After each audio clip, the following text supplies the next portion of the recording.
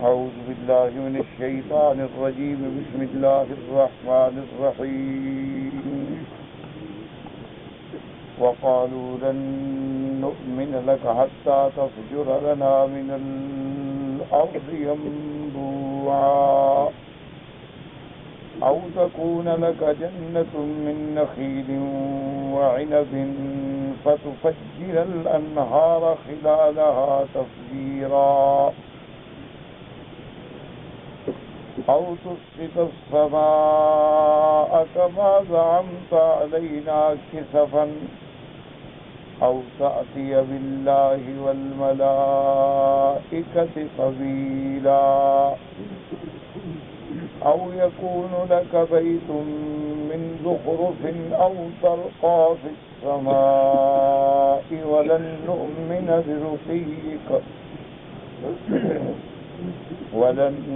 نؤمن لرقيك حتى تنزل علينا كتابا نقرأه قل سبحان ربي هل كنت إلا بشرا رسولا.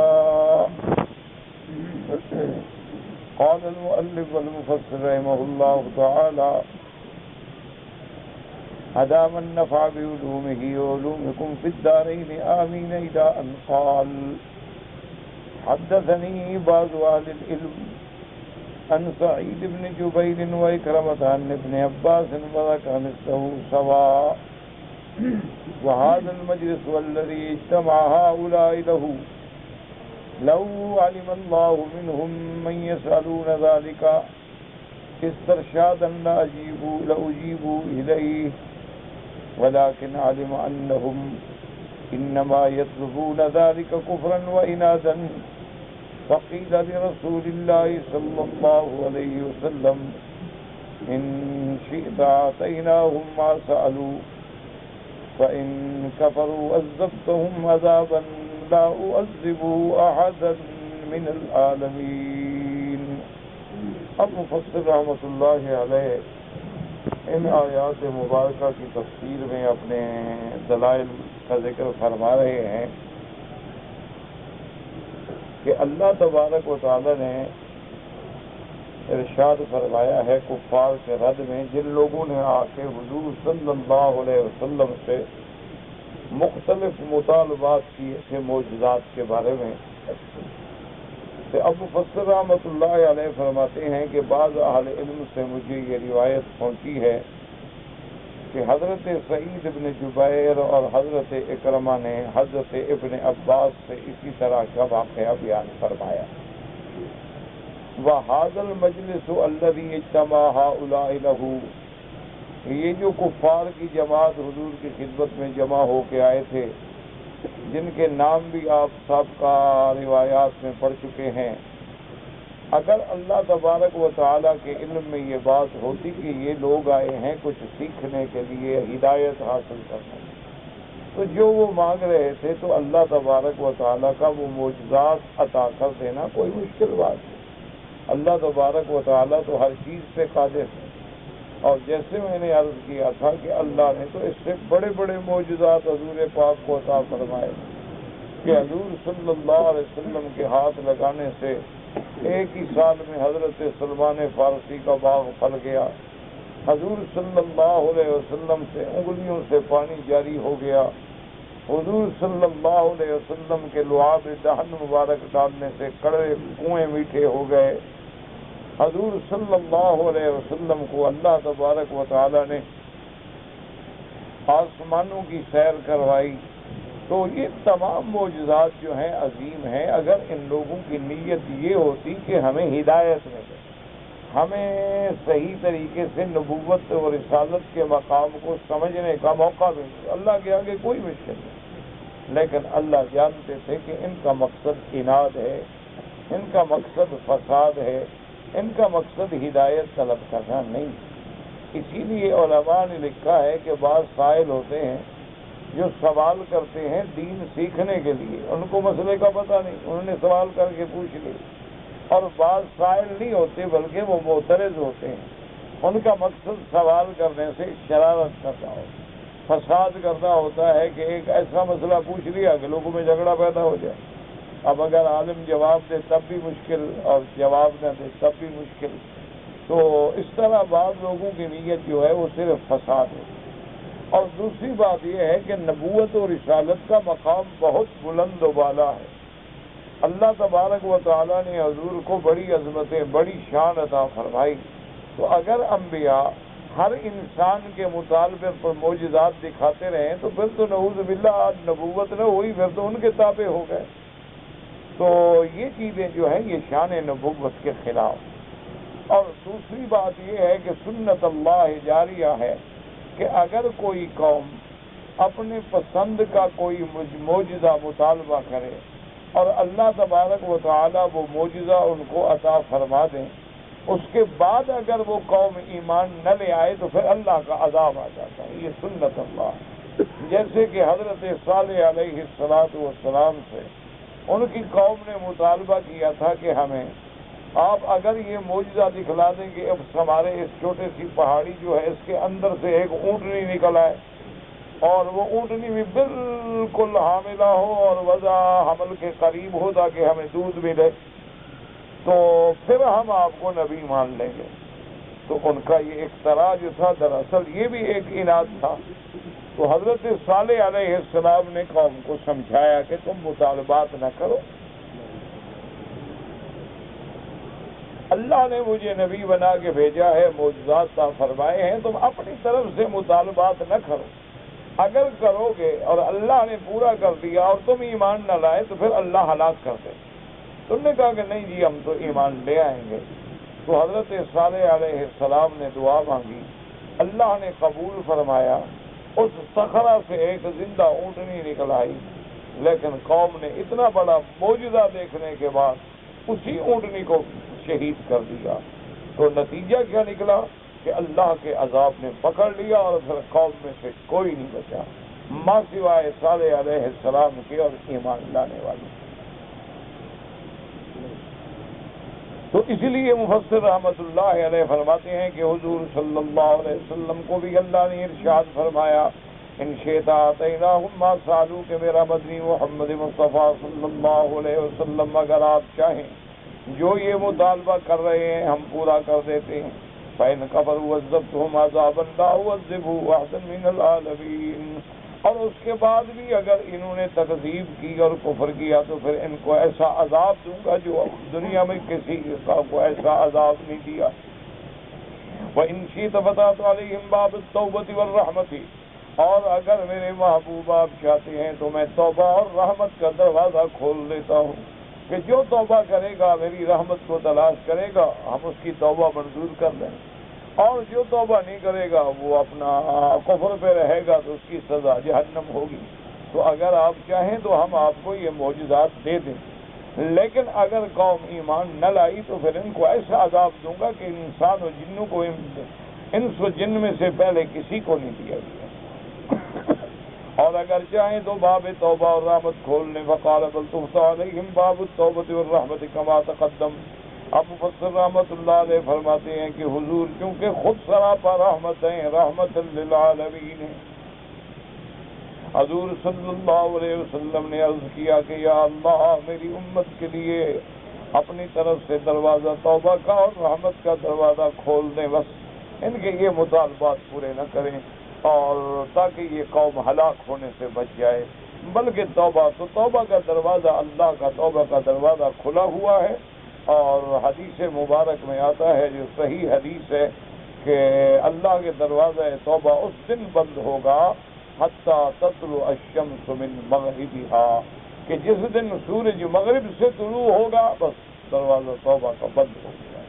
اور اسی طرح حدیث مبارک میں آتا ہے کہ اللہ پاک اپنے بندے کی توبہ قبول فرماتے ہیں ما لم یغرغر، کہ جب وہ سکرات الموت میں غرغرہ کی حالت میں آئے. غرغرہ کا کیا معنی کہ پانی ڈالتے ہیں تو پانی اندر نہیں ڈالتا، گرگر کر رہا ہے باہر نکل آتا، اب اس کے بعد توبہ قبول نہیں ہوتی.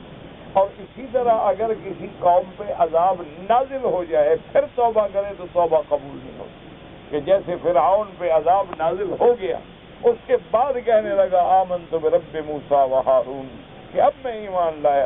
الآن قد عصیت قبل وکنت من المفسدین، کہ اب توبہ کر رہے، اب توبہ کا وقت جو ہے وہ گزر چکا ہے۔ تو اسی لیے علماء فرماتے ہیں کہ توبہ میں جلدی کرو، کوئی پتہ نہیں صبح اٹھیں اور سورج مغرب سے نکلا ہوا ہو۔ اس لیے آدمی غفلت نہ کرے کہ میں توبہ کر لوں گا، میں توبہ کر لوں گا، نہیں، فوراً توبہ کریں۔ اور ایک بات یہ بھی یاد رکھیں کہ شیطان وسوسہ ڈالتا ہے، جب آدمی توبہ کرتا ہے تو وہ وسوسہ ڈالتا ہے کہ توبہ، تمہاری توبہ تو میں جانتا ہوں، تم تو توڑ دو گے، تم تو توبہ میں قائم رہ نہیں سکتے، پہلے کتنے دفعہ توبہ کر چکے ہو۔ تو اس لیے علماء نے فرمایا کہ شیطان کے اس وسوسے کو کبھی جگہ نہ دیں، دشمن کی بات نہ مانیں، دوست کی بات مانیں۔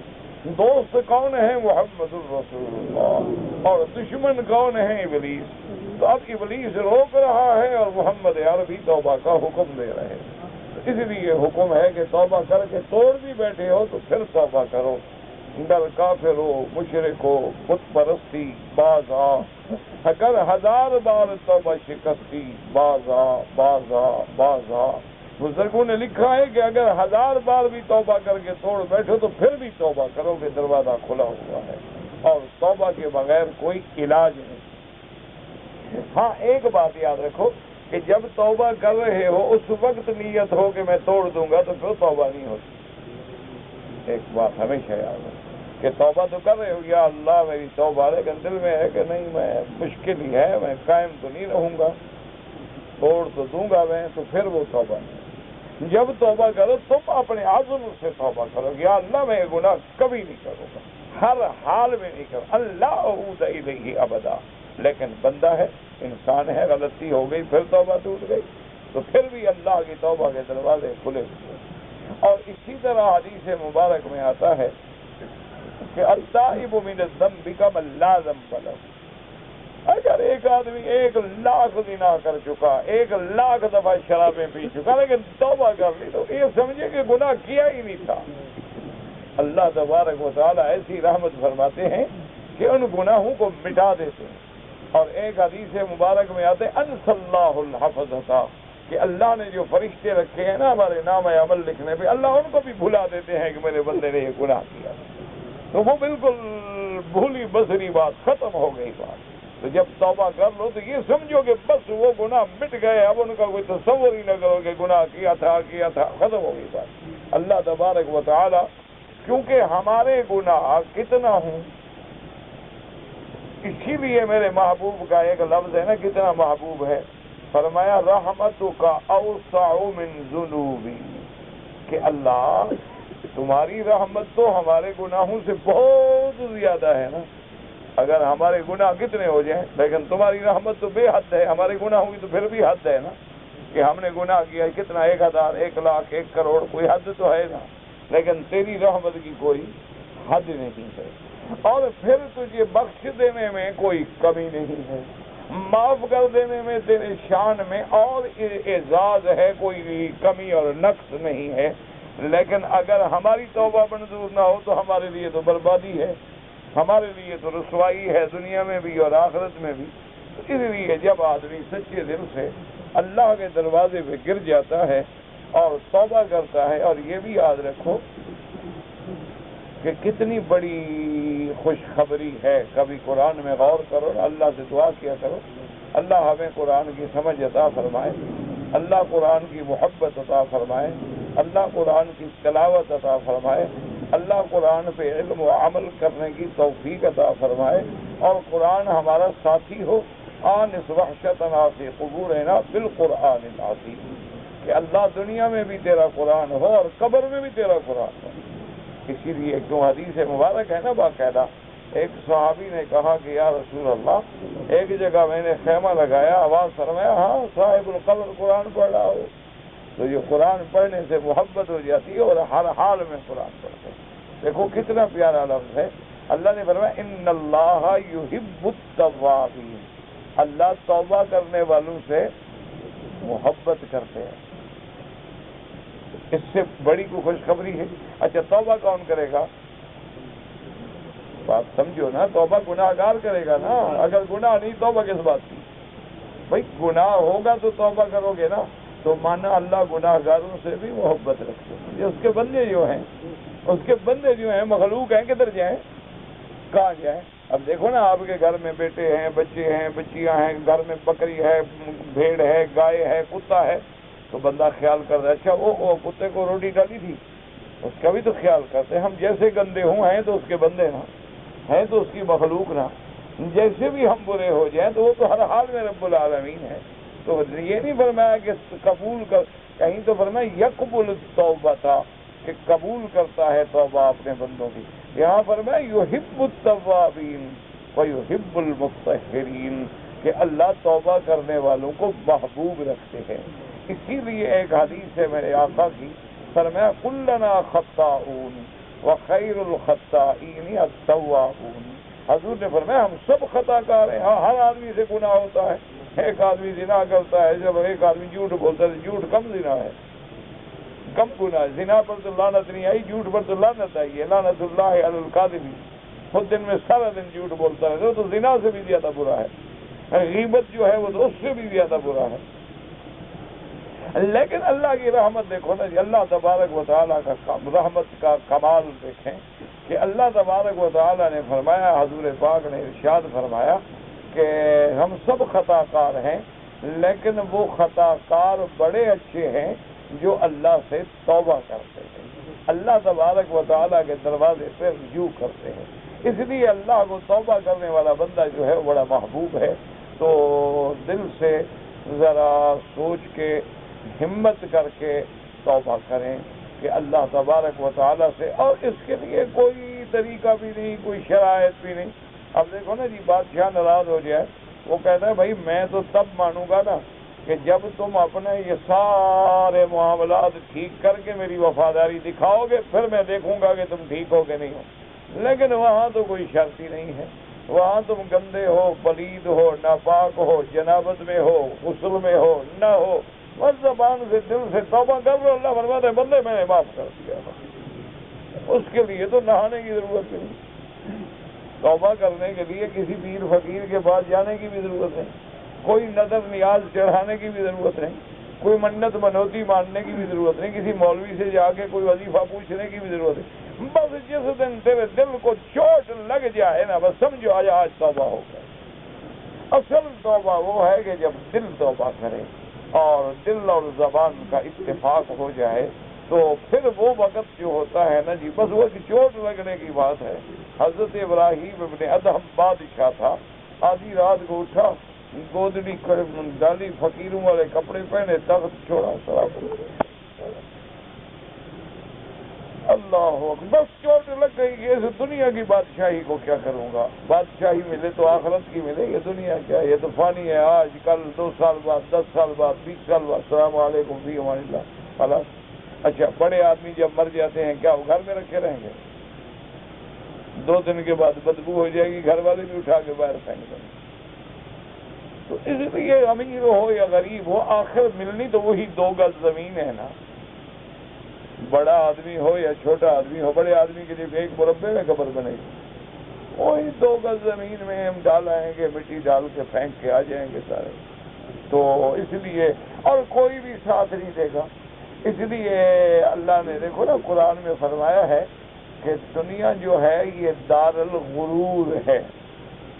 اللہ نے فرمایا ان وعد اللہ حق فلا تغرنکم الحیات الدنیا ولا یغرنکم باللہ الغرور، کہ دنیا جو ہے دھوکہ ہے. تو یہ دنیا کیسے دھوکہ ہے؟ دنیا میں تو بڑے مزے ہیں، تو دنیا دھوکہ کیسے ہو گئی؟ اللہ اکبر. مفسرین نے لکھا ہے کہ بات سمجھو، تمہارا ایک دوست ہے، تم پر اگر مصیبت آ جائے اور دوست اس مصیبت کے وقت میں نہ آئے، بعد میں تو کہتے یار تم بڑے دھوکے باز، یار اب کیا کر رہے ہو، میرے مشکل گھڑی میں تو تم آئے نہیں.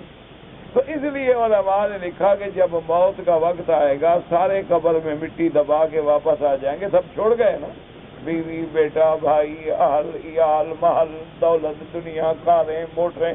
اس سے بڑا دھوکے باز ہے کوئی کہ ہمیں اکیلے مٹی میں پھینک کے سارے بھاگ گئے؟ اب کہا تم جانو اور فرشتے جانے اور اللہ جانے. اس لیے دنیا جو ہے یہ دارالفضول ہے، اس کے دھوکے میں نہ آؤ، اس سے بچ گئے تو سمجھو پا گئے، اور جو اس میں کھو گئے وہ مٹی میں مل گئے۔ اس لیے ہمیشہ اللہ تبارک و تعالی سے توبہ کریں، توبہ کا دروازہ کھلا ہوا ہے اور رحمت کے دریا بہہ رہے ہیں، تمہیں نظر نہ آئے تو علیحدہ بات ہے۔ یہ کتنی بڑی رحمت ہے کہ ہم جیسے لوگ بھی کعبے میں بیٹھے ہیں، یہ کتنی بڑی رحمت ہے کہ ہماری گندی آنکھیں جو ہیں کعبے کو دیکھ رہی ہوں، یہ کتنی بڑی رحمت ہے ہمارے گندے پاؤں اللہ کے کعبے کا طواف کر رہے ہوں جہاں انبیاء کے پاؤں پھرے ہوں، جہاں صحابہ کے پاؤں پھرے ہوں، یہ کتنی بڑی رحمت ہے گندے ہونٹ جو ہیں حجر اسود کو چوم رہے ہوں، جو عورتوں کو اور لڑکوں کو چومتے رہے اللہ نے حجر اسود پہ پہنچا دیا، اور اگر پھر بھی حیا نہ آئے تو پھر اگلا سوچ لو پھر آگے کیا ہوگا۔ اللہ اکبر اللہ اکبر۔ یہاں پہ تو کچھ نہیں، اصل سزا تو وہی ہے، لا يعذب عذابه احد ولا يوثق وثاقه احد۔ بس دعا کرو اللہ پاک توبہ کی توفیق دے۔ اللہ کے گھر میں بیٹھے ہو، بہرحال اگر چاہو، میں کوئی جبر نہیں کر رہا، میری کیا طاقت ہے کہ میں جبر کروں، ایک حقیق انسان ہوں، ایک درخواست کر رہا ہوں کہ اللہ کے گھر میں بیٹھ کے آج توبہ ہی کر لوں شاید، لیکن وہ کرے جس کو کرنا ہو، ہمیں دکھانے کے لیے نہیں۔ ایک رواج بن گیا ہے نا، مولوی کہے گا کہ نماز پڑھو گے، ہاتھ کھڑے ہوئے ہاتھ کھڑے، اچھا جی نماز نہیں پڑھو گے، اچھا داڑھی رکھو گے، سب ہاتھ کھڑا کون کرے گا جن کی پہلے داڑھی ہے۔ اس طرح نہیں، اگر دل کرتا ہو اور تمہیں اپنی قبر یاد آتی ہو کہ مرنا ہے، مرنا ہے نہیں، کیا خیال ہے مرنا ہے یا ارادہ نہیں ہے تمہارا؟ نہیں، کچھ ہو سکتا ہے تمہارا ارادہ ہی نہ ہو، میں نہیں مرتا کہ مرنا ہے۔ اچھا مرنے کے بعد جانا کہاں ہے؟ اچھا یہ جو ہم نعمتیں کھا رہے ہیں کبھی غور کیا کہ اس کا انجام کیا ہے؟ کبھی سوچا ہے؟ کبھی غور؟ حضور پاک نے خود پوچھا صحابی سے، حضرت ضحاک سے، فرمایا ما طعامک یا ضحاک، فرمایا ضحاک تمہارا کھانا وانا کیا ہوتا ہے زیادہ؟ اس نے کہا اللحم واللبن یا رسول اللہ، فرمایا حضور ہم لوگ بس گوشت کھاتے ہیں یا دودھ پیتے ہیں۔ تو آپ نے فرمایا اچھا تمہارا غذا جو ہے لبن اور لحم، الا ماذا یصیر، جب کھا لیتے ہو تو پھر کیا بن کے نکلتا ہے؟ بس یہی دنیا ہے۔ دیکھ لو آج جن عورتوں کے پیچھے بھاگ رہے ہو نا، انہوں نے بھی دادی نانی بن جانا ہے۔ آج جس جوانی پہ اترا رہے ہو نا، ایک وقت آ جائے گا ہماری طرح گھٹنے پکڑ کے کھڑے ہو گئے۔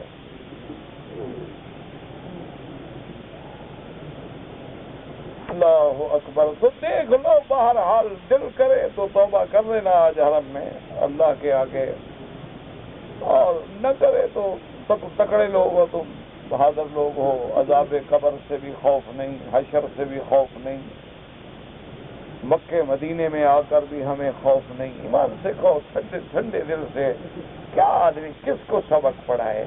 یہاں آنے کے بعد ایمان سے کہیں کیا ہم بدل گئے؟ چور نے چوری چھوڑ دی ہے، فریبی نے فریب چھوڑ دیا ہے، ڈاکو نے ڈاکہ چھوڑ دیا ہے، ایجنٹ نے اپنا ایجنٹیاں چھوڑ دی ہیں۔ یعنی ہم تو حاجی پر بھی رحم نہیں کرتے کہ حاجی سے پیسے لے کے اور اس بیچارے کی قربانی کے پیسے، ہدیے کے پیسے، اور دم شکر کے پیسے، دم کران کے پیسے، دم تمتع کے پیسے، عضیہ کے پیسے، وہ بھی کھا جاتے۔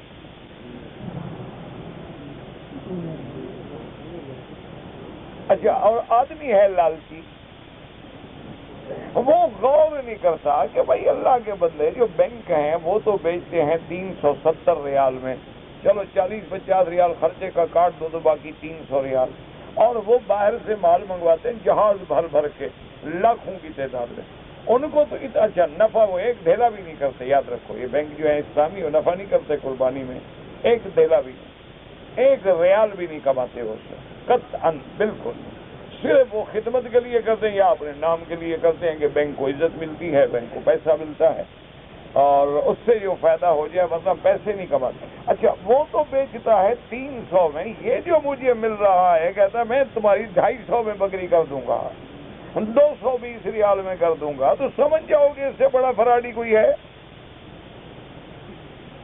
اس کا کوئی باپ کا مال ہے؟ لیکن حاجی بھی نہیں سوچتا، وہ کہتے یار 370 کے بجائے 220 میں کام ہو رہا ہے، یہ پتہ نہیں کہ جس کو کام کر رہے ہیں وہ تو 420 ہے۔ اچھا وہ 220 میں بکریاں ایک آدمی نے یعنی دیکھیں کہ 220 میں حاجیوں سے پیسے لیے، مال خریدا 250 یا 60 میں نے اس کو پتہ لگا، میں نے کہا یار تم پاگل ہو گئے ہو کیا؟ کہتے نہیں جی بس وہ کوئی بات ہے، میں نے کہا نہیں، پھر بات یہ ہے انشاءاللہ کہ 400 بکری بک کر کے 100 ذبح کرو گے، 300 کے پیسے پی جاؤ گے، پھر تو نفع ہی ہے نا۔ لیکن انجام کیا ہوگا؟ حاجی کا حج خراب، جب اس کا بکری نہیں ہوئی احرام کیسے کھلا بیچارے کا، اس پہ دم پڑ گئی اور یہ پیسے کھا گئے۔ مکہ شریف میں آ کے ہمیں تو فکر حیا آیا۔ اچھا کتنے لوگ ہیں جو صرف یہ کام کرتے ہیں، فلمیں بیچتے ہیں، سی ڈی بیچتے ہیں اور گندی فحش منکرات، اس سے جو پیسہ ملتا ہے وہ بچوں کو بیچتے ہیں کہ میں بڑے پیسے کما رہا ہوں، میرا کام ٹھیک ٹھاک چل رہا ہے۔ انا للہ و انا، بس میرا ایک گزارش ہے، میری بس تمنا ہے، درخواست ہے، اگر تمہیں خیال آ جائے توبہ کر لینا، شاید بچ جائیں اللہ کے عذاب سے۔ نہ کرو تم جانے، تمہارا کام جانے، ہمارا کام تو کہنا ہے نا بھائی، ہم تو کہتے کہتے مر جائیں گے، تم سنتے سنتے مر جاؤ گے، باقی ہدایت جن کے مقدر میں ہے اللہ ان کو نصیب کر دیں۔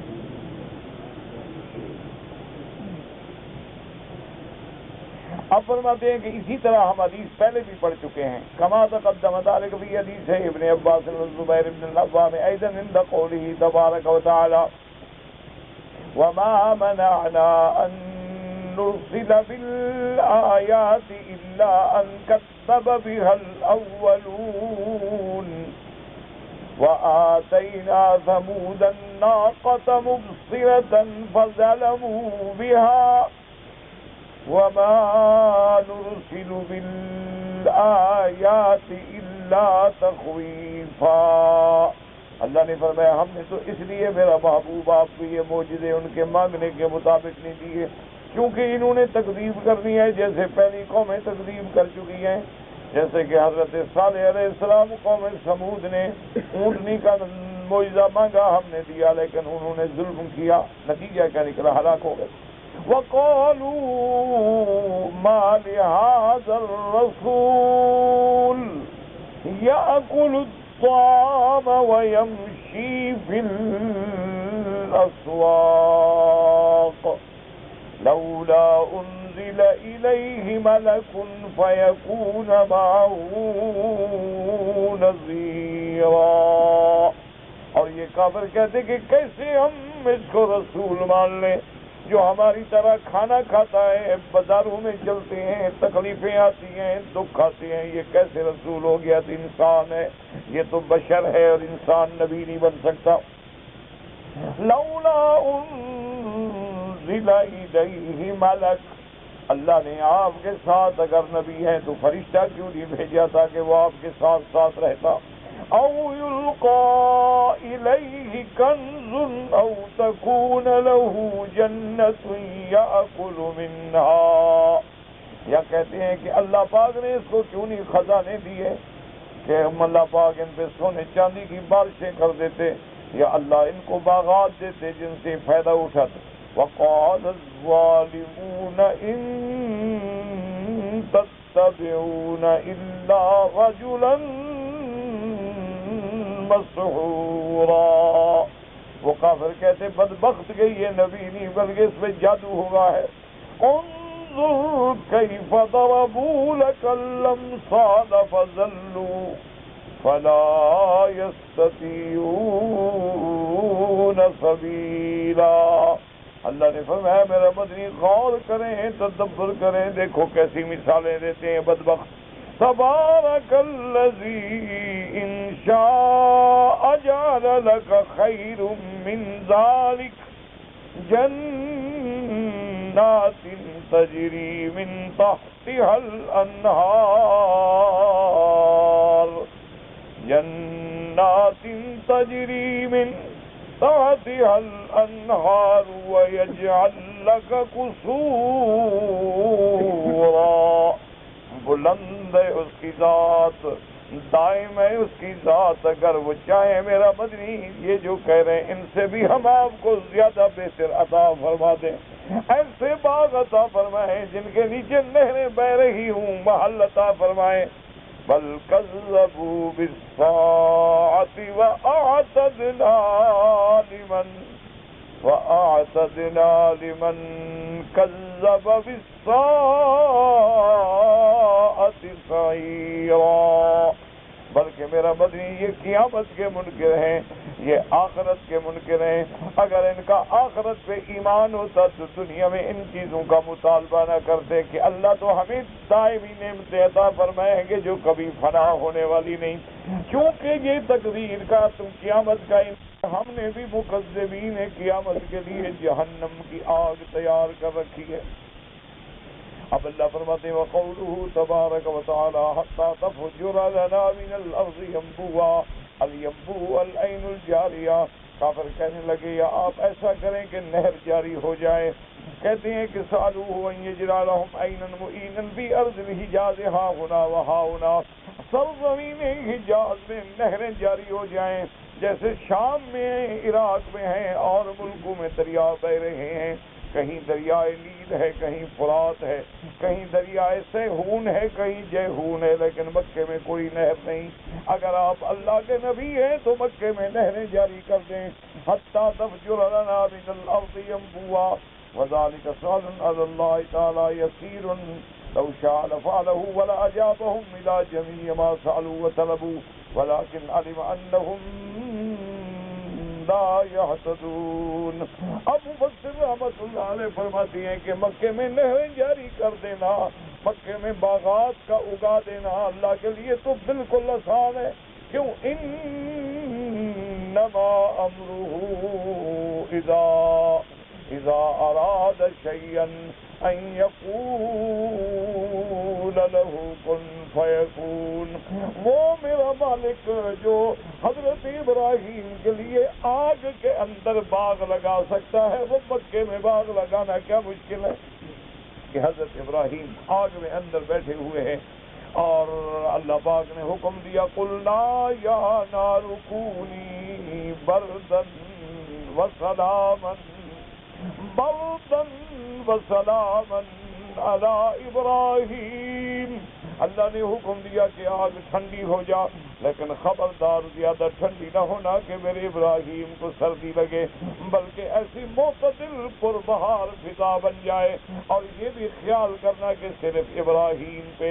اس لیے مفسرین نے لکھا اللہ اگر فرماتی یا نار کونی بردن وسلاما ساری دنیا کی آگ بجھ جاتی لیکن اللہ نے فرمایا علی ابراہیم صرف ابراہیم. تو اب ابراہیم علیہ السلام آگ کے اندر بیٹھے ہیں اور جنت کے پھل کھا رہے ہیں اور نمرود جو دشمن ہے بادشاہ وہ محل پہ کھڑا دیکھ رہا ہے. اللہ نے حکم دیا فرشتوں کو کہ آگ کے پردے ہٹا دو تاکہ میرا دشمن دیکھ سکے کہ میں اپنے دوستوں کی کیسے حفاظت کرتا ہوں. ہاں اللہ اپنے دوستوں کی حفاظت کرتے اور لاکھ مٹانا چاہو مٹ جاؤ گے اللہ والے ہمیشہ کامیاب رہتے. والعاقبۃ للمتقین. انجام کار ان کا ہے جو اللہ سے ڈرنے والے ہیں جو اللہ کو ماننے والے ہیں. آخر اللہ پاک کا فائدہ اللہ کا فیصلہ ہے کہ انجام انہی کا ہوگا انشاءاللہ. اب دیکھیں گے جب وہ آگ کے پردے ہٹائے گئے اور نمرود نے دیکھا کہ ابراہیم علیہ السلام ابراہیم الخلیل آگ میں بیٹھے اور پھل کھا رہے، کہتے ہیں نعم الرب رب ابراہیم، کہتے ہیں ابراہیم سب سے بہتر رب تو تیرا ہے جس کو تو مانتا ہے، کہ جو اپنے بندوں کا آگ میں بھی خیال کر رہا ہے۔ حتیٰ کہ حضرت ابراہیم علیہ السلام سے پوچھا گیا کہ ابراہیم الخلیل آپ کی زندگی میں سب سے بہتر دن کون سے گزرے ہیں؟ آپ نے فرمایا خدا کی قسم میرے سب سے بہتر آرام والے دن وہ تھے جو آگ میں گزرے تھے۔ آگ میں بھی آرام ہوتا ہے بلا، اللہ اکبر۔ لیکن یاد رکھو جو جن کے دل میں اللہ کے محبت کی آگ ہے نا، اس دنیا کی آگ سے کچھ ہے ہی نہیں، لیکن اس آگ سے جو محروم ہے نا ان کو مسئلے کتابیں پڑھ کے سمجھ نہیں آتے، بات سمجھتا ہے کتابوں سے مسئلے سمجھ آتے نا جی، اللہ کتابیں بھیج دیتا پیغمبر بھیجتا ہی نہیں، کہتا کتابیں پڑھ لو ترقی کر لینا۔ اللہ اکبر، ایمان سے کہیں چلو اب تو ماشاءاللہ تم بھی مولوی ہو بابا، ہم تو خیر وہی جہل کے جہل رہے جیسے پہلے تھے۔ ایک آدمی سارا دن نہیں بلکہ 10 سال تک صبح و شام قرآن پڑھتا رہے حضور کے زمانے پہ، حضور کے زمانے میں حضور کا کلمہ نہ پڑھے اور حضور کی نظر نہ پڑے صحابی بن جائے گا؟ ہاں جی نہیں، آپ ذرا سوچ کے بتائیں بھئی، حضور کا زمانہ ہے، سرکار دو عالم کا زمانہ ہے، مبارک ہے، ایک آدمی ہے قرآن پڑھتا ہے، قرآن کو مانتا ہے، حضور کا کلمہ نہیں پڑھا اور حضور کی نظر محبت بھی اس پہ نہیں پڑی، وہ صحابی ہو جائے گا؟ تو معلوم ہوا کہ کتابیں پڑھنے سے صحابی نہیں بنتا، صحابی بنتا ہے نظر محمد مصطفیٰ سے۔ تم بھی مولوی نہیں بنو گے جب تک اللہ والوں کی نظر میں نہیں آؤ گے نا، پھر یہی لڑتے رہو گے انشاءاللہ ساری زندگی، یہ مسئلہ غلط اور یہ غلط اور فلاں امام غلط اور یہ صحیح۔ کیوں؟ اللہ والے کی نظر ہے ہی نہیں، بس علم یہیں کھڑا ہے۔ ایک بات ہمیشہ یاد رکھ لے، ایک نظر پڑ گئی میرے مدنی محمد مصطفیٰ کی، وہ صحابی بن گیا بس۔ اب 1 کروڑ امام اور 1 کروڑ ولی محدث اکٹھا کرو، صحابی نہیں بنتا۔ کیوں؟ اس پہ نظر ہے محمد مصطفیٰ، نسبت ہے نبی سے، جڑ گیا ہے۔ اچھا، حضور کے بعد پھر وہ لوگ جو حضور کے متبعین ہیں، تو اس لیے ایسے تو نہیں کہا تھا نا مولوی روم نے جب وہ شمس تبریزی اللہ والے تھے ان کی خدمت میں گئے، ان سے صحبت ملی، تو پھر وہ یہ کہتا ہے اپنے کتاب میں کہ مولوی ہرگز نشد مولائے روم، مولوی ہرگز نشد مولائے روم تا غلام شمس تبریزی کرتے۔ کہتا ہے میں ملا ہی تھا، مولائے روم تب بنا جب شمس تبریزی کی صحبت کی، پھر سمجھ آیا، پھر دین اندر اتر گیا نا عملی طور پر۔ اللہ اکبر، یہ باتیں ہیں میرا بھائی، بس سمجھنے کی تو ہے نہیں، نہ یہ پڑھنے کی ہیں، یہ باتیں ہیں کرنے کی، جب تک کرو نہیں پتا کیا لگے۔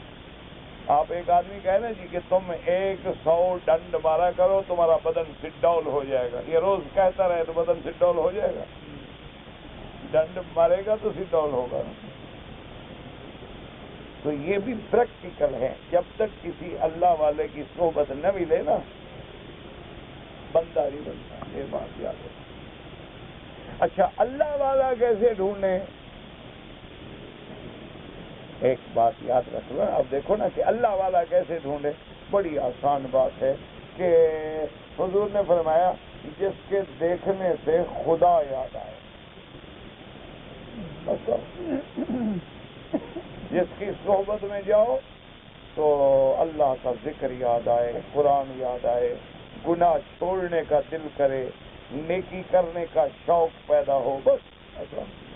اور اس کا ہر عمل جو ہے، ہر قدم جو ہے وہ اتباع سنت رسول اللہ صلی اللہ علیہ وسلم سے ہو.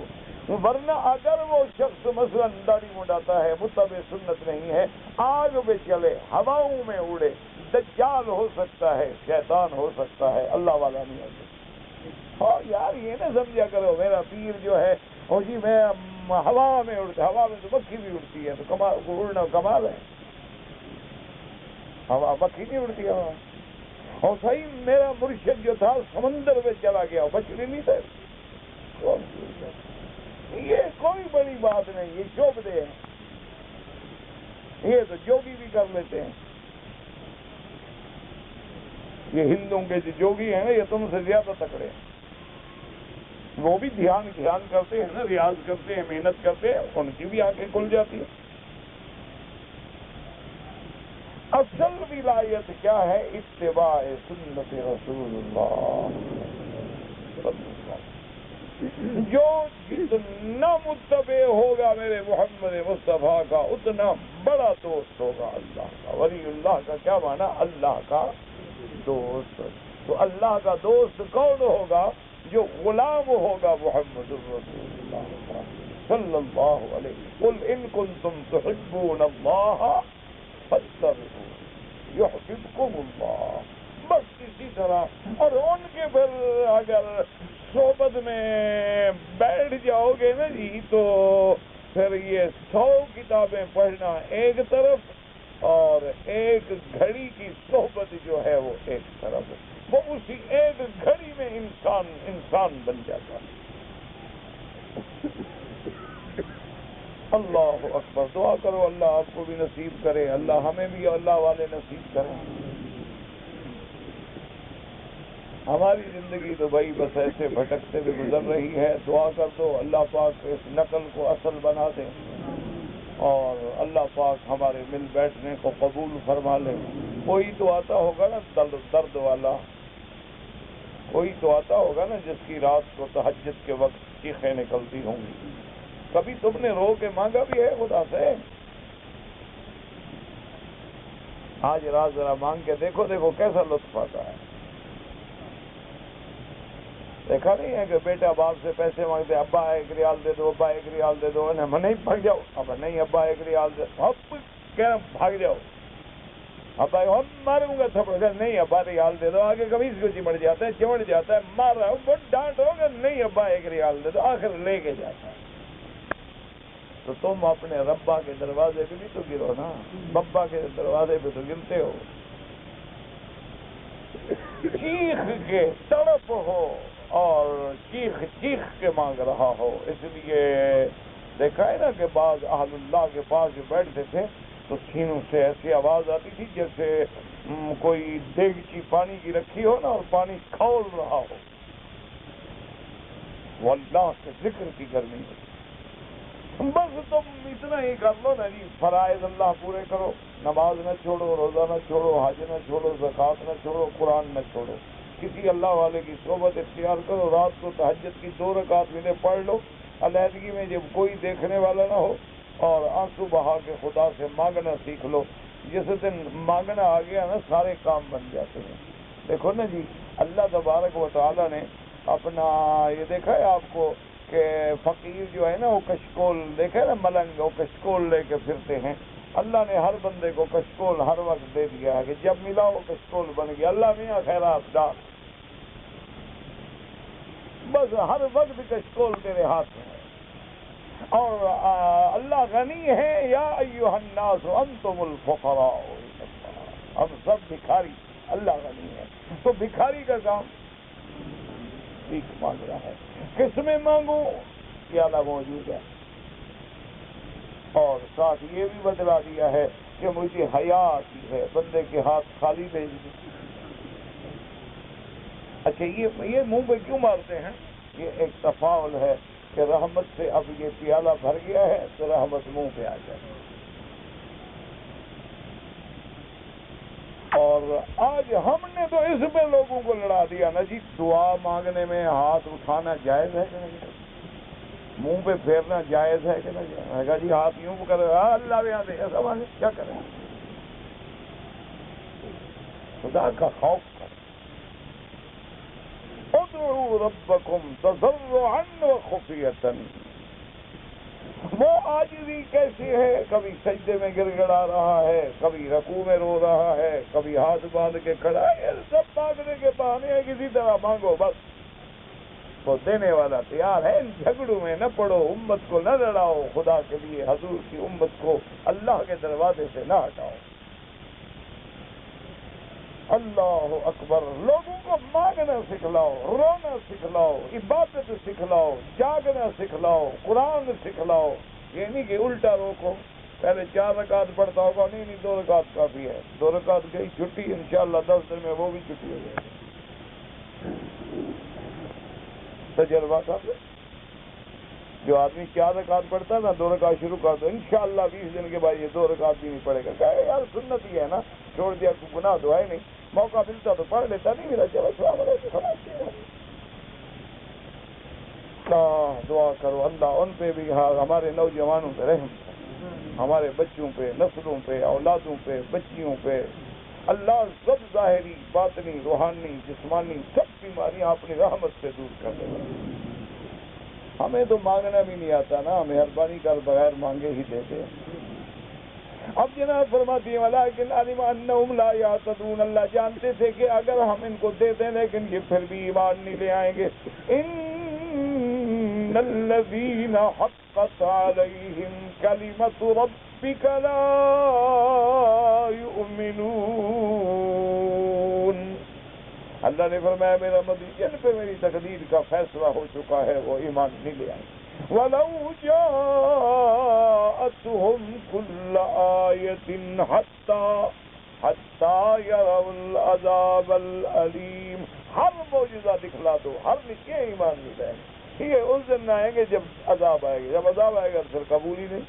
وَلَوْ أَنَّنَا نَزَّلْنَا إِلَيْهِمُ الْمَلَائِكَةَ وَكَلَّمَهُمُ الْمَوْتَى وَحَشَرْنَا عَلَيْهِمْ كُلَّ شَيْءٍ قُبُلًا مَا كَانُوا لِيُؤْمِنُوا. اللہ نے فرمایا میرا محبوب اگر ہم ان کی طرف فرشتے بھی اتار دیں، ہم مردوں کو زندہ کر کے کھڑا کر دیں کہ ساری باتیں بتلاؤ ان کو، ہر چیز ان کے سامنے کھڑی کر دیں، یہ پھر بھی ایمان نہیں لائیں گے. کہ جن کے مقدر میں ایمان ہے وہ بغیر دیکھے ایمان لاتی ہیں. کہ جیسے آپ نے دیکھا ہے کہ دوسی جب آئے حضور کی خدمت میں آ کے کہتے ہیں میں کھڑا ہو گیا، تھوڑی دیر کے بعد کہتے ابسطیتک یا رسول اللہ، حضور مجھے کلمہ پڑھائیں، مسلمان ہو گیا. جب ابو جہل لینڈ کمپنی نے پوچھا کہ تم تو بڑے شاعر ہو، بڑے پڑھے لکھے آدمی ہو، تم نے کوئی سوال نہیں کیا اور کلمہ پڑھ لیا. کہتا ہے ابو جہل خدا کی قسم واللہ لیس ھذا وجہ کذاب، یہ خوبصورت چہرہ کبھی جھوٹا نہیں ہو سکتا. اللہ محمد مدنی کا چہرہ ہے نا. اللہ جمال محمد صلی اللہ علیہ وسلم کہتا ہے ایسا چہرہ بھی کبھی جھوٹ بول سکتا ہے. بس چہرہ دیکھا اور کلمہ پڑھ لیا. اور جنہوں نے نہیں ماننا تھا اللہ فرماتے ہیں فرشتے اتار دیں اور ہم سارے معجزات بھی دکھلا رہے ہیں، ایمان نہیں لے آئے. اللہ سے دعا کریں اللہ ہمیں بھی قرآن و سنت کی اتباع نصیب فرمائیں، ایمان نصیب فرمائیں. ہم عاجز ہیں، اللہ کسی امتحان کے قابل نہیں ہیں. اللہ ہم تکلیفیں برداشت کرنے کے بھی قابل نہیں. رحمتوں کے فیصلے فرمائیں. کہتے ہیں جی کہ اللہ تبارک و تعالیٰ نے انسانوں کو مٹی سے بنایا ہے اور اللہ پاک نے فرشتوں کو نور سے بنایا ہے، جنات کو آگ سے بنایا ہے، حیوانات کو آپ ہی حیوان ہے نا. انسان جو ہے وہ بھی تو حیوان ہے. فرق اتنا ہے کہ آپ بولنے والے حیوان ہیں، وہ رینگنے والا حیوان ہے، وہ چیخنے والا ہے. تو سارے حیوان، کوئی حیوان ناطق ہے، کوئی حیوان ناہق ہے، کوئی حیوان سائل ہے تو حیوان. لہذا اللہ نے ان کو اسی چیز سے پیدا فرمایا. جی کہ اصحاب کہف جو ہیں وہ غار میں کتنا عرصہ رہے ہیں. اللہ کے بندے سورۃ الکہف موجود ہے. اللہ کا قرآن موجود ہے. وَلَبِثُوا فِي كَهْفِهِمْ 300 سِنِينَ وَازْدَادُوا تِسْعًا. اللہ نے فرمایا کہ 309 سال. یہ تو قرآن میں موجود ہے. ساری باتیں مجھ سے پوچھنی ہیں. تم قرآن نہیں پڑھ سکتے ہو گھر میں. کوئی اردو کا ترجمہ اٹھا دو اللہ کے بندے. یا اصحاب کہف پر تو مستقل کتابیں بھی موجود ہیں, رسالے بھی موجود ہیں. یہ تو نص قطعی ہے, قرآن ہے, جس کے اندر کوئی رد و بدل یا کوئی شک کا امکان نہیں.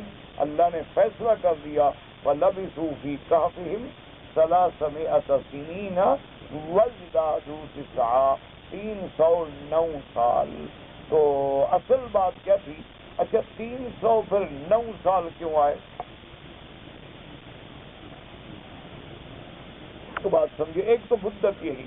دوسری بات یہ ہے کہ جب شمسی اور قمری سالوں کا فرق کیا جائے نا, 300 سال میں 9 دن کا فرق آ جاتا ہے.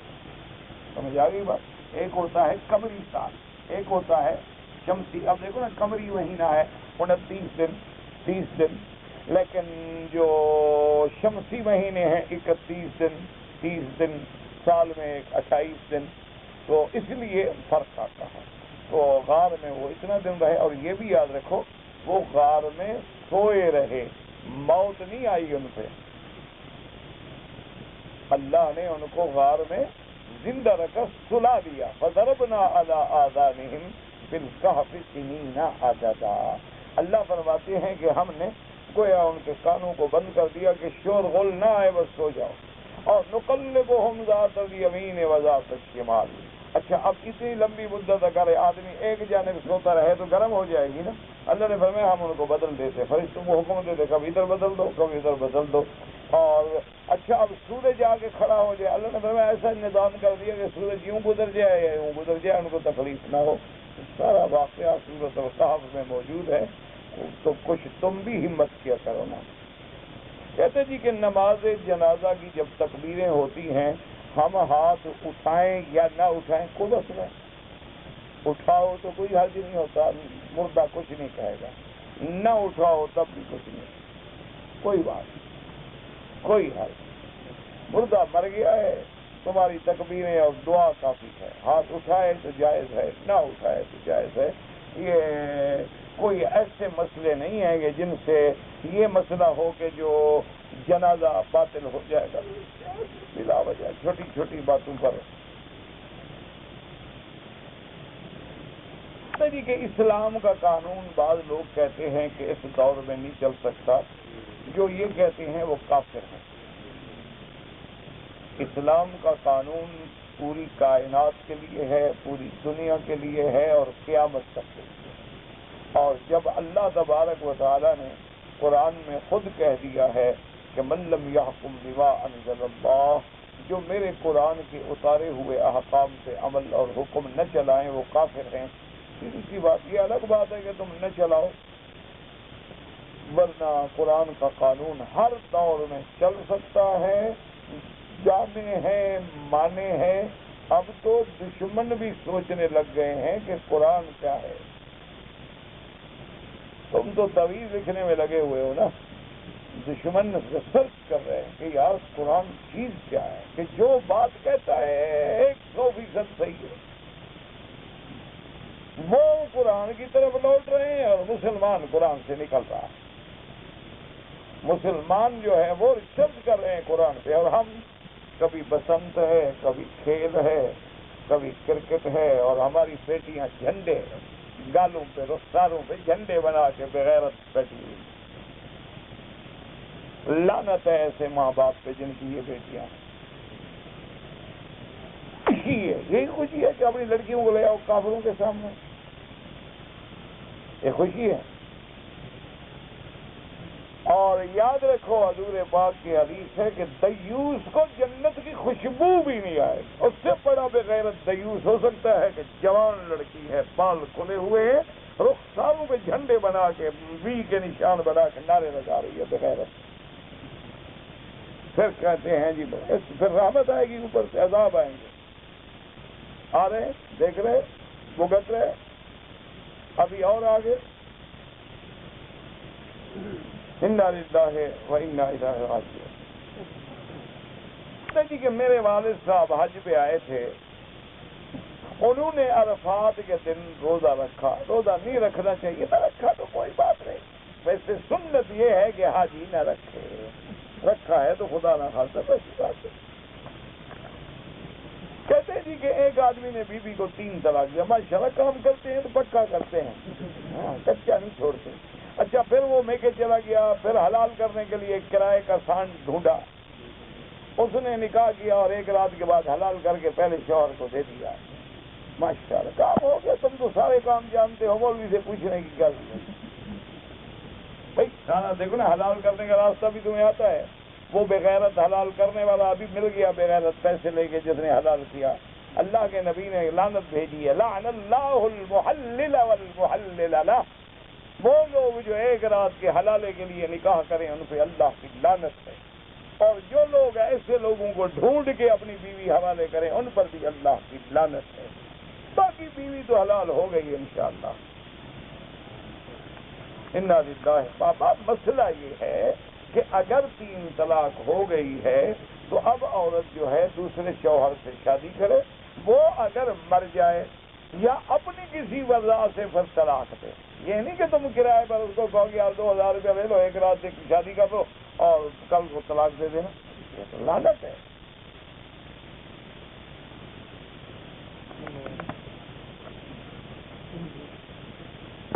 اور ایک لڑکی اور لڑکے کا نکاح بچپن میں ہوا، میرا بھائی بات یہ ہے کہ پہلے یہ بتاؤ نکاح کیسے ہوا بچپن میں؟ ایک ہوتا ہے ہمارے یہاں بے وقوفی ہوتی ہے، اچھا جی میں نے لڑکی دی انہوں نے بھی کپڑے ڈال دیے یا انگوٹھی پہنا دی، یہ نکاح نہیں ہوتا۔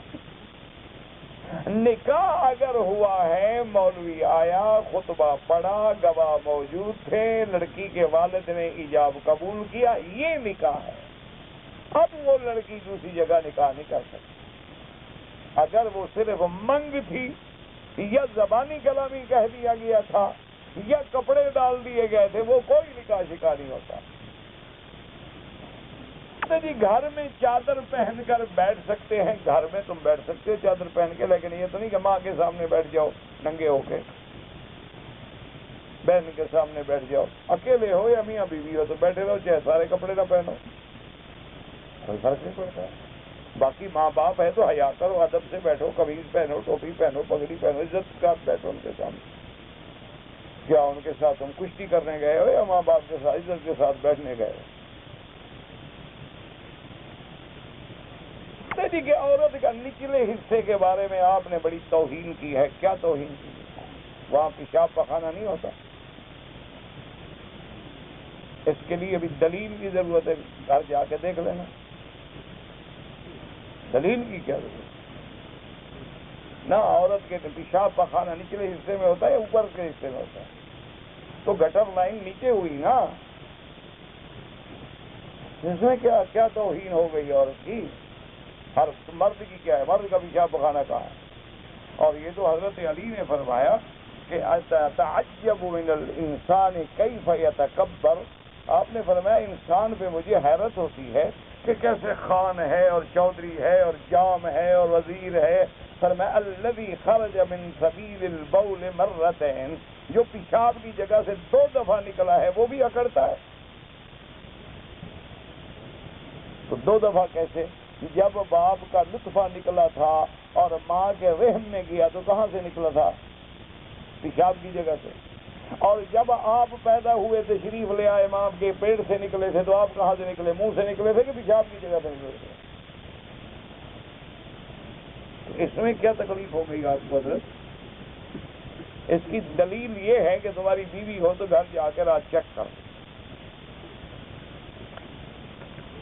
جب تم ایسے سوال کرو گے نا، مولوی کی زبان تو اتنی بڑی ہوتی ہے، ہم بھی منہ میں زبان رکھتے ہیں۔ اتنے دن جمعرات کو کنکریاں مارتے ہوئے ایک نیچے گر گئی، کوئی حرج نہیں، 6 تو لگ گئی نا، اللہ قبول کرے۔ کہتا ہے کہ جب لوگ قرآن پڑھتے ہیں ہمارے ملک میں ہلتے ہیں، یہ منع ہے شریعت۔ اگر ایک آدمی نے ایک روزہ توڑ دیا، کون سا روزہ؟ نفلی تھا، رمضان کا تھا، کیسے توڑ دیا؟ پانی پی لیا یا بیوی سے جمع کر لیا؟ کوئی وجہ لکھو نا، پھر کہو گے عورتوں کی بات کرتے ہیں۔ 7 حج کو مکے آ گیا جدہ سے، 8 کو مسجد عائشہ سے احرام باندھ کے حج کے ٹھیک ہو گیا آپ کا حج، الحمدللہ کوئی غلطی نہیں، آپ نے احرام جو ہے حد حرم سے باہر سے باندھا ہے۔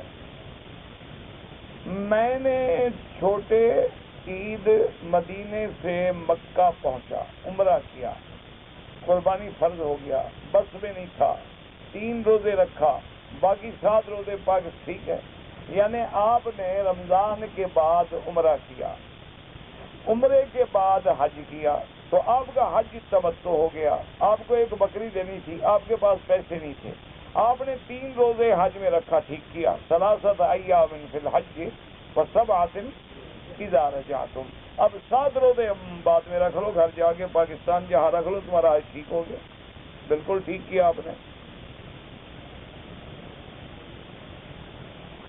بیوی سے کہا کہ تم نے بھائی سے بات کیا تو 3 طلاق، حنفیوں کے نزدیک تو بابا کام پکا ہو گیا، حنفی تو ہیں بڑے سخت اس مسئلے میں، لیکن میری رائے یہ ہے کہ یہ مسئلہ عربی میں سوال لکھ کر دارالافتاء میں لے جاؤ، انشاءاللہ خدا کرے اللہ تمہاری کو مشکل حل کر دیں، کیونکہ کسی بھی مسلک میں اگر راستہ نکل آئے تو الحمدللہ کسی کا گھر بچ جائے، ہم تو ضد نہیں کرتے ہیں، بہرحال حنفی مسلک میں تو کوئی گنجائش نہیں، حنفی تو اس مسئلے میں اتنے سخت ہیں نا جی، وہ کہتے ہیں بس جو کہہ دیا وہ ہو گیا، وہ کہتے ہیں حضور صلی اللہ علیہ وسلم کی جو حدیث مبارک ہے کہ ثلاث جدہن جد وحدلہن جد النکاح والطلاق والعتاق، اس لیے وہ کہتے ہیں کہ مشروط بھی ہے، اذا فات الشرط فات المشروط، اذا وقع الشرط وقع المشروط، جب شرط پوری ہوگی تو مشروط خود بخود پورا ہو جائے گا، اور بعض علماء اس کے لیے گنجائش کرتے ہیں کہ یہ قسم ہے،